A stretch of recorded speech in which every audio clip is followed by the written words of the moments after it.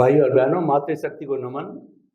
लगातार सत्संग कर रहे हैं, लंबे समय से कर रहे हैं, कई दिनों से कर रहे हैं, पर क्या आपको थकान आई? मुझे तो नहीं आई। थकान कब आती है? जब विषय ऊब का होता है, इंटरेस्ट का नहीं होता है। इंटरेस्ट होता है तो रात को 12 बजे व्यक्ति भाग के वो काम करेगा। तो उस इंटरेस्ट को, इंटेंशन, इंटरेस्ट और वैल्यू, इन तीनों पे स्वामी जी बहुत जोर देते हैं कि हमारी ये मन वचन काया रूपी जो है, ये भुगतान है, हमारा पेमेंट है, इसको वैल्यू, इंटरेस्ट और इंटेंशन जीरो कर देंगे तो फिर हमारी मुक्ति संभव है। ऐसा ये विज्ञान है, और इस विज्ञान के लिए करना कुछ नहीं है। सबसे बड़ी बात है दृष्टि में लेना है, ज्ञान दर्शन के लेवल पर लेना है। ऐसी समझ देने वाले स्वामी जी के प्रति आप सभी की तरफ से जो अनंत अनंत कृतज्ञता। जय सच्चिदानंद। स्वामी जी, पिछले एपिसोड में हम बात करते करते कुछ बात मन में रह गई कि आप जो है लगातार अपने स्वतंत्र रूप से कई वर्षों से जो है आप ये विज्ञान की बात बता रहे हो, दर्शन में खुला हुआ है, और आप रिसर्च करते हो, और इतने यूट्यूब पे वगैरह सब, मतलब काफ़ी लंबा टाइम से विज्ञान को आपने खुला करके बताया है।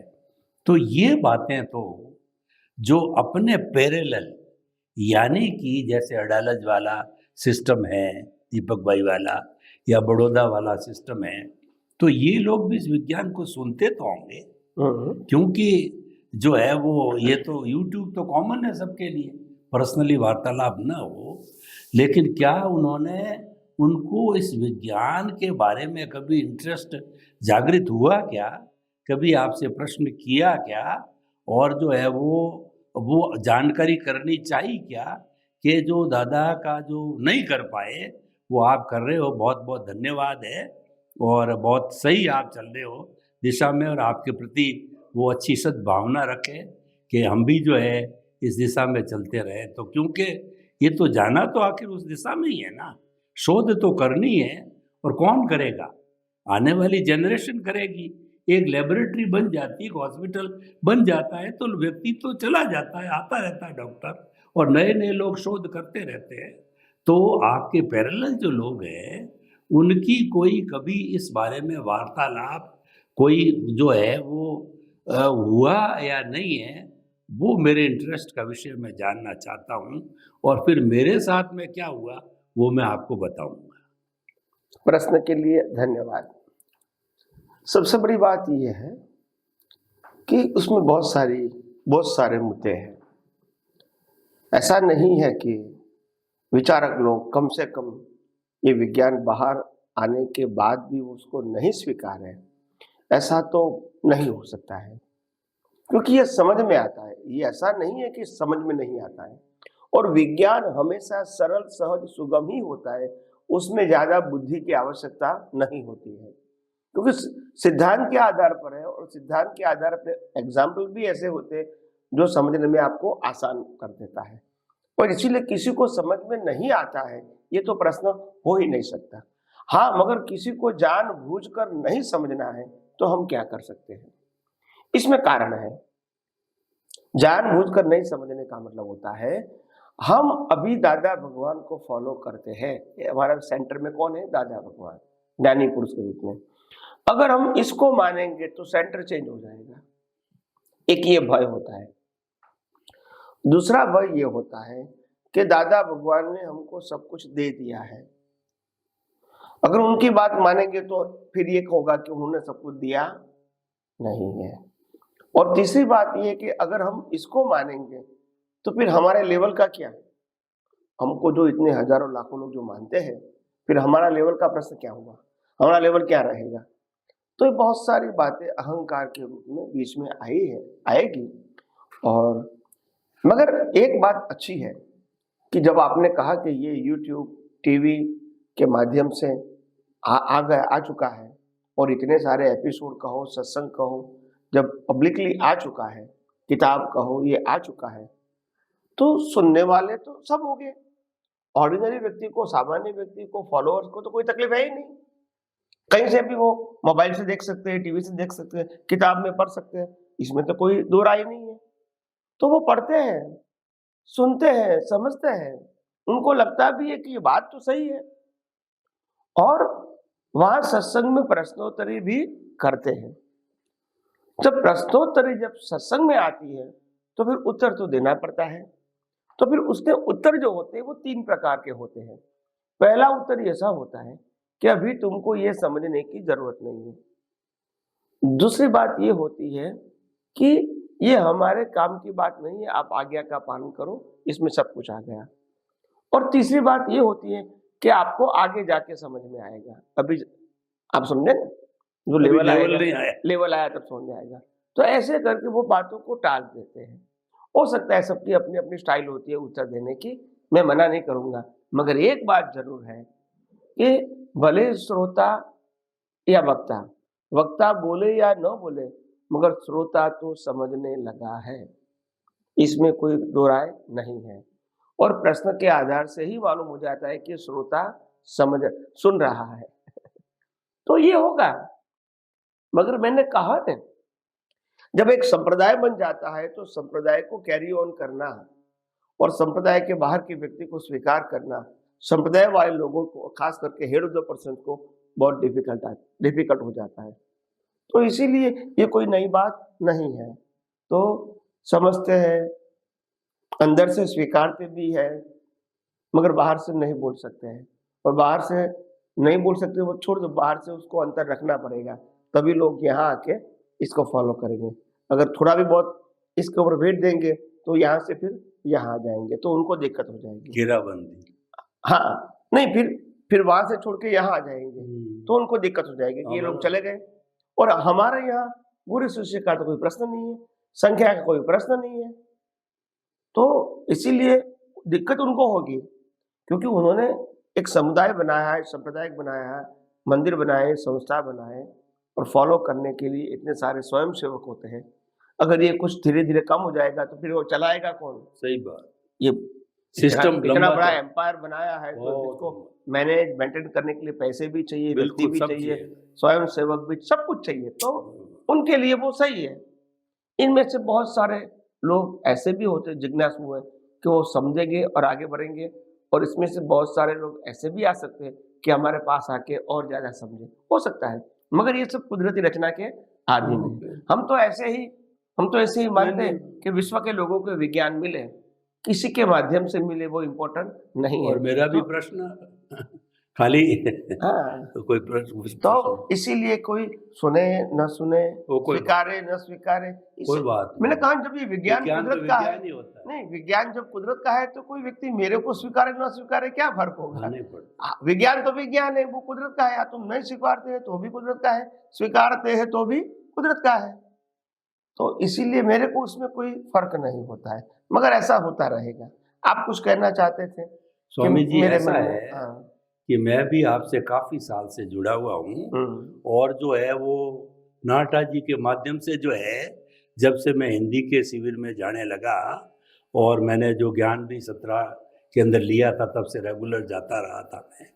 तो प्राय वहाँ पे आप तो पुत्र आते थे, और क्योंकि मेरा विषय और मैं शिक्षा जगत से जुड़ा हुआ था, तो कई तरह की और चर्चा होते होते, थोड़ी फ्रेंडशिप होते होते, जो नंबरों का विनिमय व्हाट्सएप का करते करते प्राय मेरे पास में सभी के व्हाट्सएप नंबर से जुड़े हैं। और वो शुरू में तो संकोचवश मैं भी थोड़ा अल्पज्ञ था, तो कोई ज़्यादा जो आपका जो सीखा हुआ आपसे वो नहीं भेजता था। लेकिन अब इन दिनों में मैं भेज रहा हूँ, तो उनमें से जो है वो प्राय लोगों ने, किसी ने कोई गलत प्रतिक्रिया नहीं की है। हालांकि वो आप कह रहे हैं वही बात है कि वो अपने अपने हिसाब से है, लेकिन कभी एडवर्स रिमार्क नहीं आया, नंबर 1। दूसरा, आपके इसको समझने वाले, आपके जिज्ञासु कहिए, मुमुक्षु कहिए, महात्मा कहिए, 150 लोग जो है आपके माध्यम से मेरे से जुड़े, आपको सुनने वाले, और उनका जो एक ग्रुप भी पूरा बना हुआ है। और मेरे को बड़ी खुशी है कि उसमें 2 आपके डालता हूँ, 1 मेरा डालता हूँ, लेकिन जो है उसमें से एक कोई भी हटा नहीं है। इसका अर्थ ये है कि वो बात को समझ रहे हैं कि नहीं है। तो कुल मिलाकर के खैर ये तो कुदरत का विज्ञान है, तो इसके बारे में कोई ज़्यादा ना तो बात करने का, ना कुछ समझने का है, जीवन में उतारने का है और लोक कल्याण की दृष्टि से लोगों तक ले जाने का है।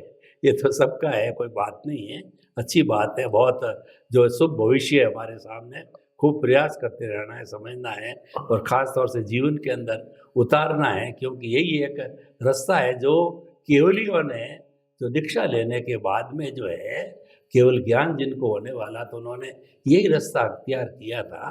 तो इसीलिए जो बहुत ही सुंदर इसके अंदर सब चीज़ें हैं, कहीं भी कॉन्ट्राडिक्शन वगैरह कुछ बात नहीं। जब भी ये बात मैं मेरे जो है लोगों के सामने रखता हूँ, मेरे बहुत से लंबा चौड़ा सिस्टम है, मेरा ही 50 संस्था है, तो विषय यही रहता है आजकल।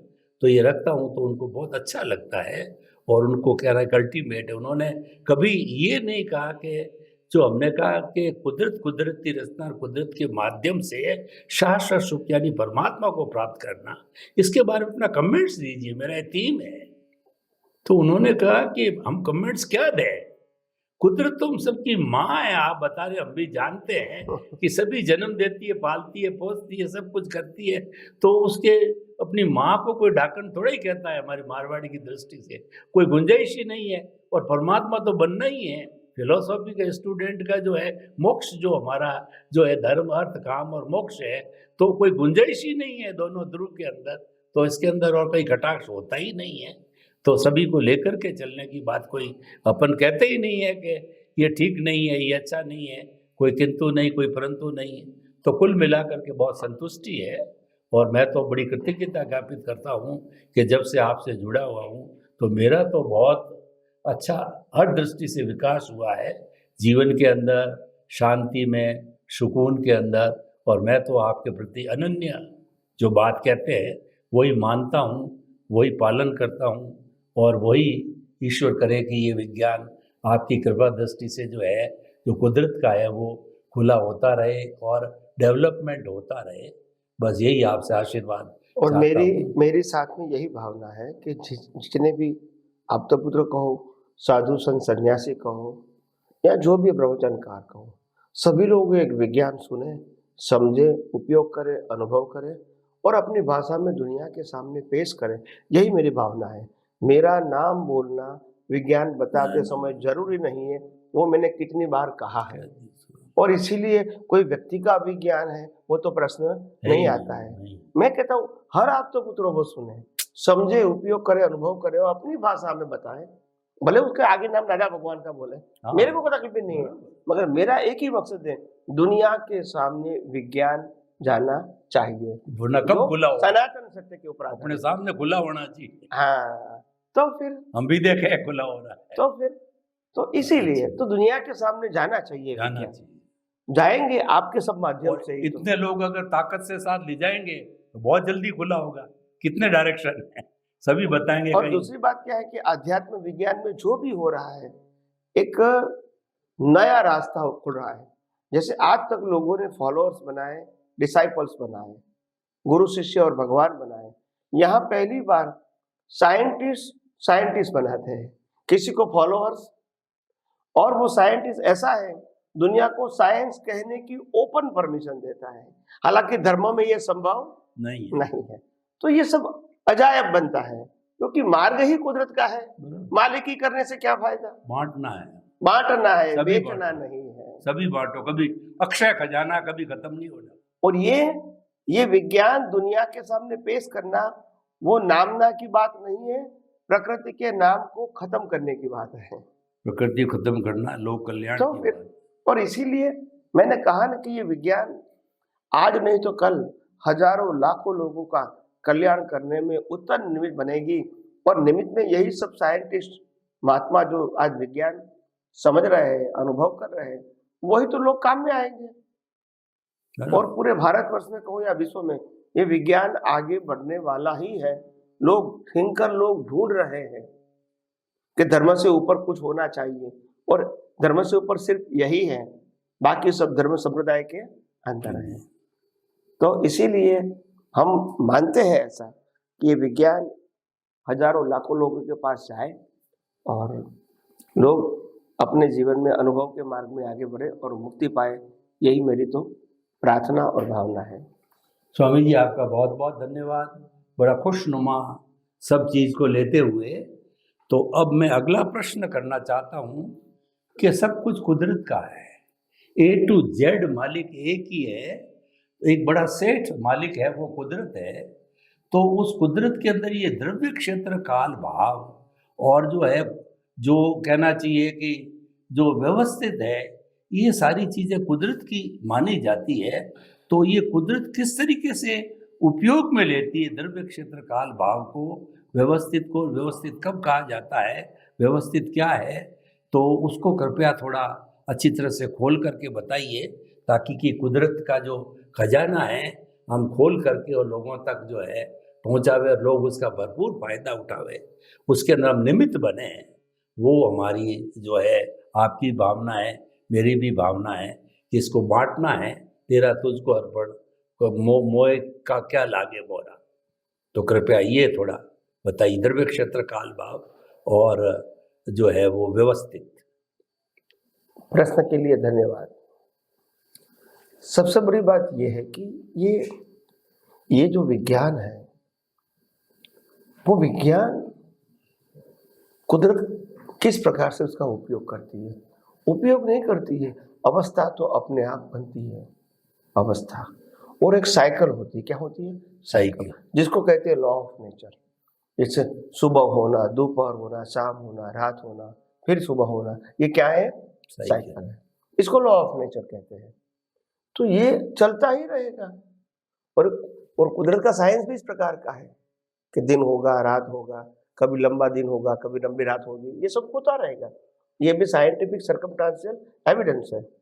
कभी पूनम होगी, कभी अमास होगी, ये भी साइंस ही है, और वो भी कुदरती रचना है। तो मेरा कहने का मतलब ये है कि ये जो साइंस है, वो साइंस में क्या होता है, अवस्था बनती है, तत्व वही का वही है, वही रहता है। और तत्व के पीछे लोग अवस्था में फंसे हैं और अवस्था को अपनी मालिकी मानते हैं, अपनी प्राप्ति मानते हैं, अपना अचीवमेंट मानते हैं। बस ये ज्ञान है। आपने देखा होगा कि पैसा विनिमय का साधन है। क्या है? विनिमय। पैसे में ताकत नहीं है। जहां तक गवर्नमेंट ने उसको मान्य किया है, वहां तक ताकत है। मान्य नहीं करेंगे तो पुराने नोट खत्म हो गए, वैल्यू क्या रहेगी? जीरो। तो ये विनिमय का साधन है, ये ओनरशिप का साधन नहीं है, ये वैल्यू नहीं है। ये सिर्फ व्यवहार में उसको व्यवहार के लिए वैल्यू के रूप बनाया गया है। वो वैल्यू कभी भी खत्म कर सकते हैं। ऐसे जीवन में हर अवस्था की वैल्यू हमने बनाई 5 इंद्रियों के माध्यम से, और उसी में ही हम फंस गए। अगर वो कुदरती रचना के रूप में देखोगे तो वैल्यू 0 हो जाएगी। एक व्यक्ति का जन्म, जीवन, मृत्यु, ये पूरा पैकेज कुदरती रचना है। एक व्यक्ति रोडपति से अब्जोपति बने और दूसरे व्यक्ति अब्जोपति से रोडपति बने, ये भी क्या है? कुदरती रचना। इसमें किसी ने कुछ पाया नहीं है, कुछ खोया नहीं है, क्योंकि न कुछ लाता है न कुछ ले जाता है। इसलिए पाने का खोने का तो प्रश्न सफरिंग है ही नहीं, सफरिंग है।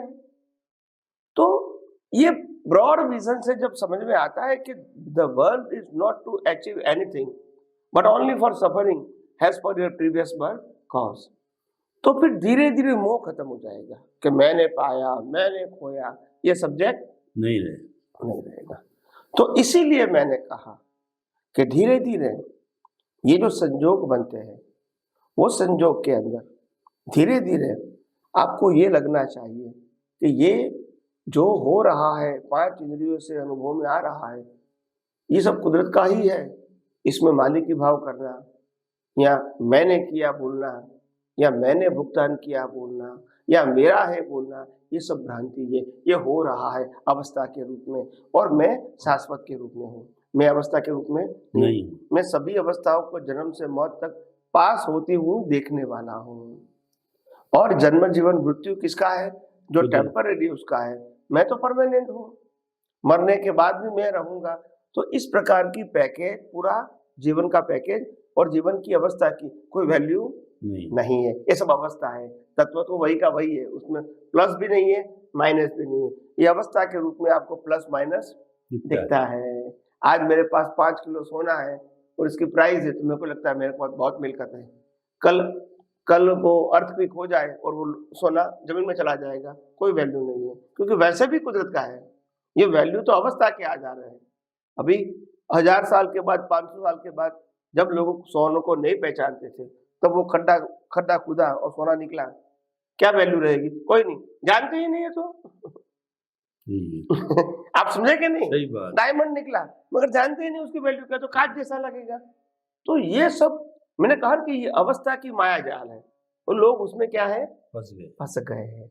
तो हमको तो ये सभी अवस्था को कुदरती तरह देखना है, जिसमें मालिकी भाव, कर्ता भाव, भोक्ता भाव करना नहीं है, क्योंकि वैसे भी है नहीं।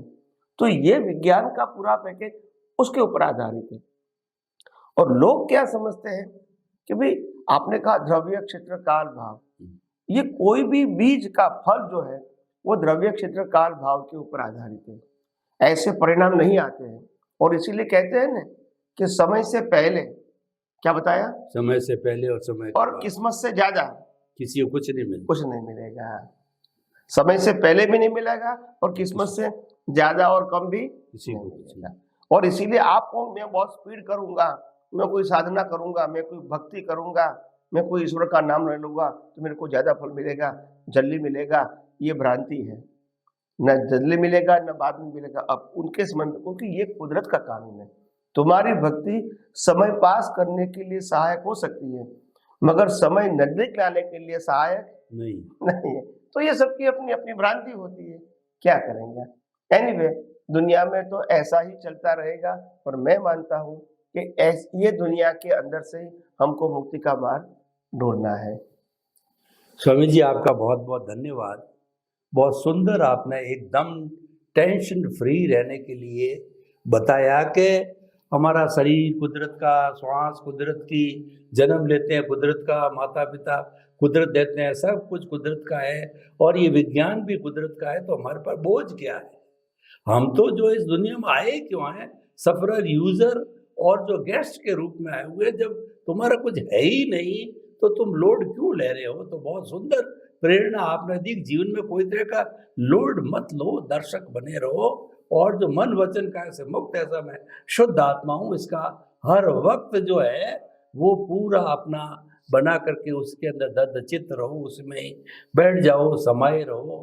तो आपने बहुत सुंदर सारी व्यवस्था दी, जो कि दृष्टि से जुड़ी हुई है, ज्ञान दर्शन से जुड़ी हुई है। तो आपका बहुत बहुत धन्यवाद, कृतज्ञता, और जय सच्चिदानंद। जय सच्चिदानंद।